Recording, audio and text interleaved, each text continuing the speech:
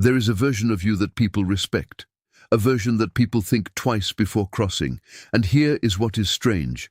That version of you is not louder, it is not meaner, it is not even more aggressive. It is just strategic. Most men believe that being respected requires being feared. And most nice guys believe that being kind should, on its own, be enough to earn them that respect. Both sides are wrong. The men who quietly dominate every room they walk into have figured out a third path. One that Machiavelli described 500 years ago, and that modern psychology has since confirmed with data. Today, I'm going to show you 7 psychology upgrades that will fundamentally change how people perceive you, treat you, and position you in every conversation, every negotiation, and every relationship you have. And here is the thing. You will not have to fake anything. You will not have to become someone you are not. You just have to stop doing the 7 things that are silently broadcasting to everyone around you that you are easy to control. Now, before we dive in, I need to tell you something. Trick number 5 on this list uses a psychological phenomenon that most people have never even heard of. It is the reason why certain people stay lodged in your head for days, sometimes weeks, after a single conversation. We will get to that. But first, we need to start with the foundation, and the foundation is silence. Let me ask you something. Think about the last time you were in an awkward silence, maybe a meeting, maybe a conversation with someone you were trying to impress. What did you do? If you are like most people, you rushed to fill it. You cracked a joke. You over-explained. You laughed at something that was not funny, just to smooth things over. And in that exact moment, without realizing it, you handed the other person your power. Here is why this matters. When you rush to break tension, you are not being polite. You are revealing that discomfort controls you. And everyone in the room registers that, not consciously, not in words, but in the way they start treating you afterward. They interrupt you more. They challenge your ideas more freely. They start assuming that you will be the one to bend, because you already showed them that you will. Nice people have a specific pattern. They over-apologize, they laugh to diffuse, they fill every gap with words, and every single one of those behaviors is a status signal. It says, I need this interaction to be comfortable more than I need it to be productive, and I am willing to give up my position to make that happen. So here is upgrade number 1, and I call it the gravity pause. Instead of rushing to fill silence, you learn to sit inside it. When someone says something challenging, when there is an awkward beat in the conversation, when you feel that impulse to smooth things over, you pause, you hold steady eye contact, you breathe, and you let the silence do what silence does best. It reveals who in the room is actually grounded and who is performing. This is not about being cold.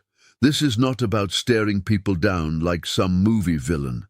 It is about demonstrating that you do not need the other person's comfort in order to feel secure. And that single quality, the ability to tolerate tension without flinching, is one of the strongest signals of confidence that exists. It is more powerful than any clever line. It is more powerful than any power pose, because it cannot be faked for long. Now, let me add a layer to this. The gravity pause is not just about silence in general. It is specifically about controlling your response time. Most people think that responding quickly makes them look sharp.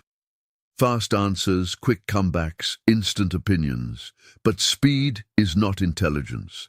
Speed is reactivity, and reactivity tells the other person exactly where your emotional triggers are. Machiavelli understood this. He wrote about tempo. The idea that the person who controls the timing of an exchange controls the exchange itself. When someone challenges you and you pause for 2 or 3 seconds before responding, something interesting happens on their end. They start to wonder, did they go too far? Are you about to say something they are not ready for? That tiny window of uncertainty shifts the entire dynamic in your favor. and you have not even said a word yet. Here is your exercise.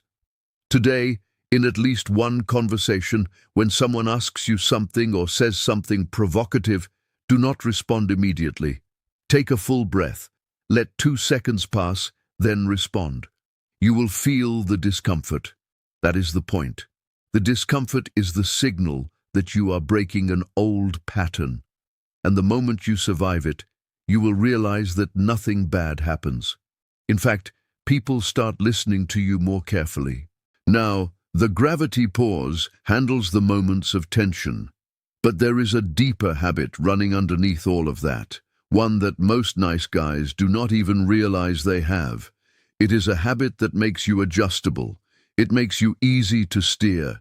And until you break it, every other upgrade on this list will only work at half power. Let me show you what it is. Have you ever noticed that right after you say something in a group, maybe you share an opinion, maybe you make a suggestion, your eyes automatically dart around the room? You are scanning, you are looking at faces, you are checking. Did they agree? Did they like that? Did I land it? That scan takes about half a second, and it costs you more than you know. Here is what is actually happening in that moment. You are outsourcing your confidence. You are telling your own brain that your opinion is not valid until someone else confirms it, and other people pick up on that, not because they are analyzing you, but because it creates a subtle energy shift. The person who scans for approval after speaking looks like someone who is auditioning. The person who speaks and then holds steady, comfortable with whatever reaction comes. That person looks like someone who is already cast. Same words, completely different effect. This is what I mean when I say, niceness is often fear wearing a mask. You are not being considerate by checking faces. You are being dependent. And dependence is the single fastest way to become what I call adjustable. The kind of person others learn they can mold, redirect, and overrule because you have already shown them that their reaction matters more to you than your own conviction. Upgrade number 2 is what I call the approval detox. And the core of it is simple but uncomfortable. You have to develop a tolerance for being temporarily misunderstood. Respect is almost always delayed. It does not arrive in the same moment as the interaction. It arrives later, when people reflect on what you said, when they realize you were right, when they notice that you did not bend. Short-term approval feels amazing. It hits like a sugar rush.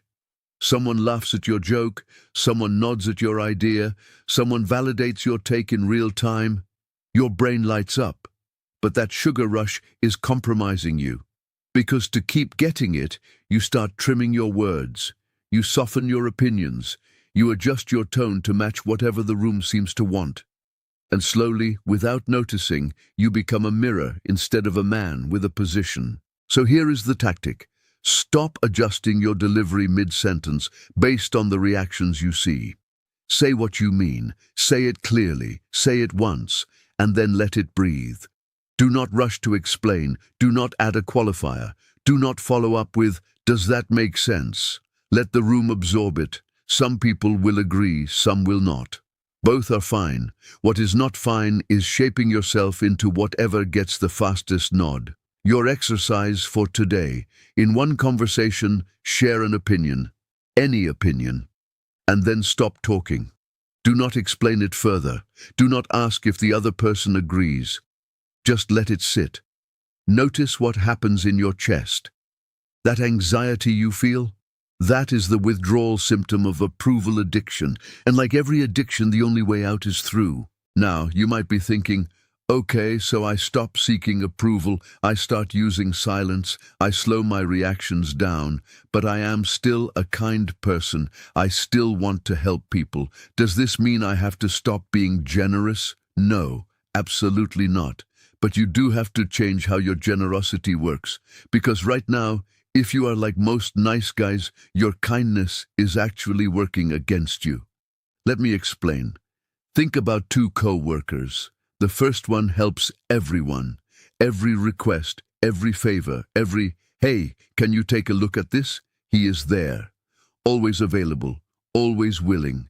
The second coworker is also kind, also competent, but she is selective. She helps when it matters. She says no when it does not align. And when she does step in, people notice. People feel it. Her help carries weight. Now here is my question. Whose help do you actually value more? Be honest. It is the second person. Every time. And that is not because the first person is doing something wrong morally. It is because of a principle that governs almost every form of value in human psychology: scarcity. When something is always available, we stop valuing it. This is not cynicism. This is how the human brain is wired. It is the same reason a compliment from someone who compliments everyone feels hollow, but a single word of praise from someone who rarely gives it hits differently. It stays with you. You remember it. Your kindness works the same way. If you are the person who says yes to everything, who drops what you are doing for anyone who asks, who extends your energy without conditions, you are not being generous. You are being consumed. And the worst part is, the people consuming you do not even appreciate it, because they have no reason to. It is expected. It is the default. There is no weight behind it, because there is no scarcity. Upgrade number 4 is what I call the earned orbit. Picture yourself as a planet with a gravitational field. The people closest to you, the ones in your orbit, should be there because they have earned it through alignment, effort, and loyalty. Not because they asked, not because you felt guilty saying no, not because you wanted to avoid conflict. Here is the calibration framework. Before you give your time, your help, or your energy, run it through 3 filters. First, alignment. Does helping this person align with your values and your goals? Second, effort. Has this person demonstrated that they are putting in work themselves, or are they outsourcing their problem to you? Third, loyalty. Has this person shown up for you in the past, or does the relationship only flow one direction? If the answer to all 3 is yes, give freely and fully. If the answer to any of them is no, withdraw. Not with hostility, not with a lecture, just with quiet distance. And here is what happens when you do that consistently. People become conscious of their behavior around you. They start to realize, often without you ever saying a word, that access to you is not automatic. It is earned. And that realization alone will change how they treat you more than any confrontation ever could. Now, everything I have told you so far is about what you do in the moment, how you pause, how you hold, how you filter. But the next upgrade is different. It is about what you do not do, and it is the single most counterintuitive trick on this entire list. Remember at the beginning when I told you about a psychological phenomenon that makes certain people stay in your head for days? This is it. Have you ever had a conversation with someone that just ended? Not with a neat conclusion, not with a, well, it was great talking to you. It just stopped. And then for the next 3 days, you kept replaying it. You kept wondering, what did they mean by that last thing? Are they upset? Did I miss something? That feeling, that magnetic pull back to an unfinished moment, has a name. It is called the Zeigarnik effect. The Zeigarnik effect is a principle from cognitive psychology that says our brains are wired to fixate on things that are incomplete, unfinished tasks, unanswered questions, unresolved tensions. They create a kind of mental itch that your brain desperately wants to scratch. And here is why this matters for you. If you are someone who always wraps up every conversation neatly, who always explains your reasoning fully, who always makes sure the other person gets it before you walk away, you are closing every loop. And closed loops are forgotten. Think about it this way. The most forgettable people in your life are the ones who always give you full closure. You never think about them after the conversation ends because there is nothing left to process. But the people who leave a little tension, a little mystery, a slight unanswered question, those are the people who live in your head rent-free. And that is not an accident. That is a strategy. Whether they know it or not, They are leveraging the Zeigarnik effect. Upgrade number 5 is learning to withhold closure. I call it strategic ambiguity.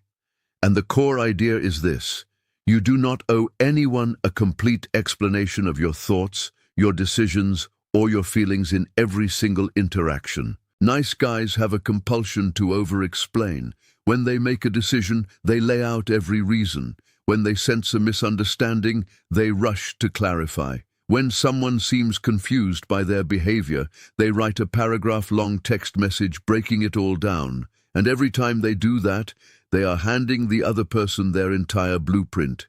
There is nothing left to wonder about. There is nothing left to respect, because full transparency at all times is not honesty.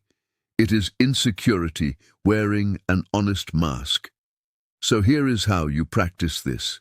The next time you make a decision and someone pushes back or looks confused, resist the urge to justify it fully. You can give a short answer. You can give a partial reason. But leave something unresolved, not because you are playing games, but because not every moment requires a debriefing. Not every decision requires a defense. When you leave a conversation with a slight loose end, something powerful happens. The other person keeps thinking about you. They keep processing. They keep trying to figure you out. And in that process, your presence grows in their mind far beyond the actual time you spent together. That is psychological gravity, and it is available to you every single day. You just have to stop tying up every bow. Now, we have covered how to hold tension, how to detach from approval, how to filter your kindness, and how to leave strategic loose ends. But here is the part where it all comes together, or falls apart. Because none of these upgrades matter if you make one critical mistake with your reputation. And most people make this mistake every single day without realizing it. Let me show you what it is and how to fix it. Here is something that changed how I see every conversation. Every interaction you have, every single one, is a micro-negotiation.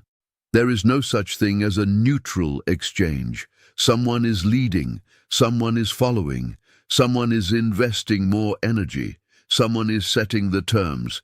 And if you are not paying attention to those dynamics, I promise you, the other person is.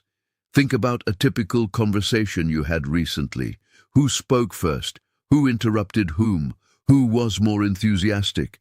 Who explained more? Who asked more questions? These might seem like small, meaningless details, but they are actually the scoreboard of every human interaction, and the score determines something huge: how you are positioned in that relationship going forward. Here is a pattern I want you to start noticing. When you are the one doing most of the explaining, most of the laughing, most of the enthusiasm, you are over-investing. And when you over-invest, the other person under-invests. Not because they are bad people, but because the dynamic has been set. You showed up with high energy, so they get to coast. You did the emotional labor, so they get to lean back. And now, the precedent is locked in. Upgrade number 6 is learning to read the invisible scoreboard and recalibrate in real time. If you notice an imbalance, if you are always the one reaching out, always the one explaining, always the one extending effort, you adjust. You pull back your availability slightly. You shorten your airtime. You let the other person close the gap. And if they do not close it, that tells you everything you need to know about where you actually stand. This is not about keeping score in a petty way. This is about building sustainable relationships where respect and effort flow in both directions. Because authority that requires you to constantly overinvest is not authority. It is performance. And performance is exhausting. Now, here is where we get to the highest leverage upgrade on this entire list. Because everything we have talked about, the pauses, the selective kindness, the strategic ambiguity, the scoreboard awareness, all of it feeds into one thing: your reputation. And your reputation is either something you design on purpose or something other people design for you based on the patterns you have been unconsciously repeating. Upgrade number 7 is the precedent principle, and it is based on a simple truth that most people never think about.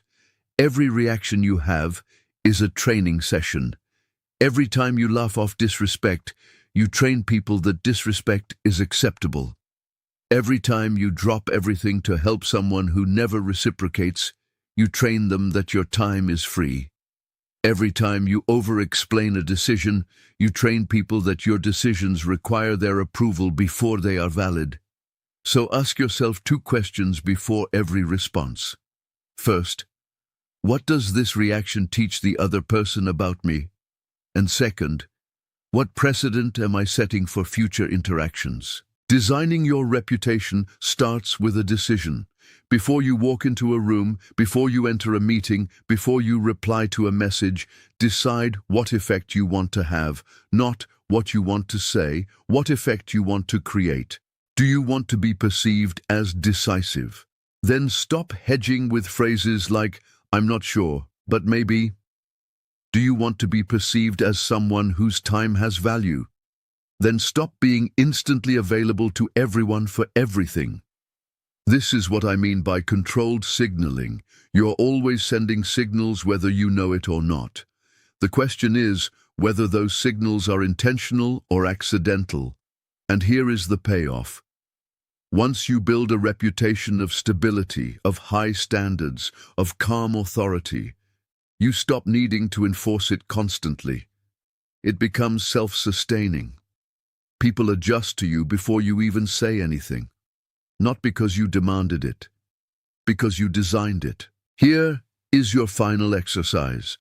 Think about one relationship in your life, professional or personal, where you feel like you are being taken for granted. Now ask yourself, what pattern of behavior have I been repeating that trained this person to treat me this way? You do not need to confront them. You do not need to have a conversation about it. You just need to change the pattern. Set a new precedent with your next interaction. Be slightly less available. Be slightly more selective with your energy. And watch what happens.